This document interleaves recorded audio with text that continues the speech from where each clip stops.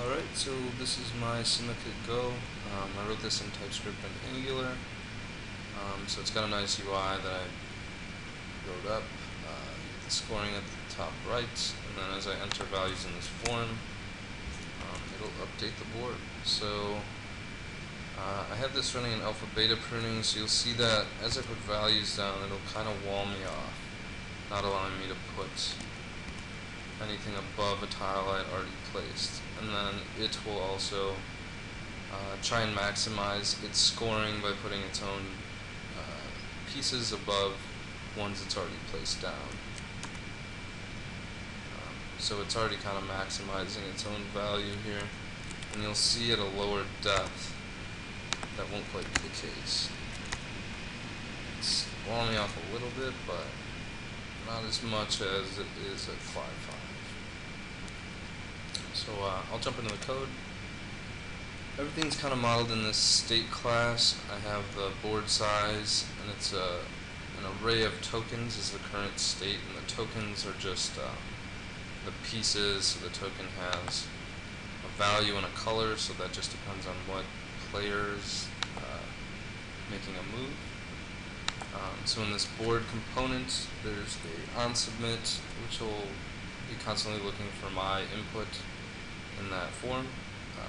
Then it'll update the value for player 1, which is the human, and then run the AI roboturn function, which either runs Minimax or alpha beta, depending on which one I update in here.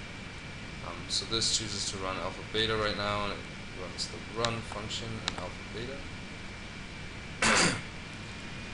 So I pass in the players, and this is where the scoring kind of gets updated.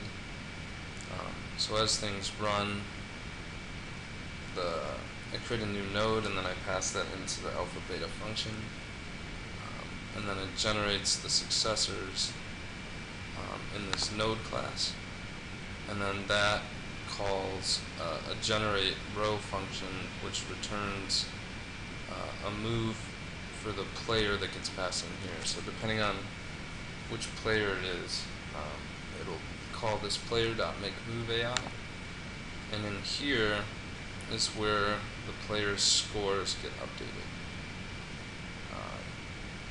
So in here we'll do this.setPlayerScore, and then I have to change the score back to 0 after it gets set, so it's not constantly adding the score for each set of successor nodes.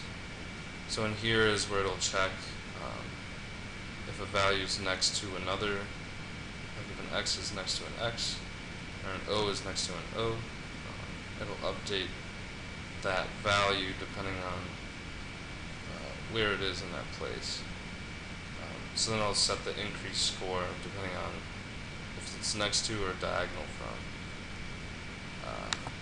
So then it gets back to alpha beta with the successor nodes, which is the array of nodes with each player's score. And then when it gets to a depth of 0, it'll grab that current node, and then run the evaluation function from the node class. And that just grabs the player 2 score and subtracts the player 1 score. And then runs the max of those two. So then once it gets past that, it'll percolate up and it'll grab the alpha value, and then it'll check the alpha against the beta, and if the beta is less than the alpha, it'll just break. So it won't evaluate any of those other nodes if it doesn't have to. So in that board component class, I'll change that to Minimax, and then it'll run here, which is essentially the same function, just without the beta and alpha values. So it'll percolate up once it hits the depth of 0.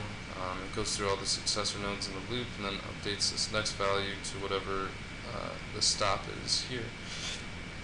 And then it runs a max against the next value and the best value. So it's just grabbing these values from these node objects and then comparing those, and we'll return turn those depending on which one's higher or lower, if it's a max depth or a min depth. So that is all I have, and this was a pretty awesome project. So thanks for watching.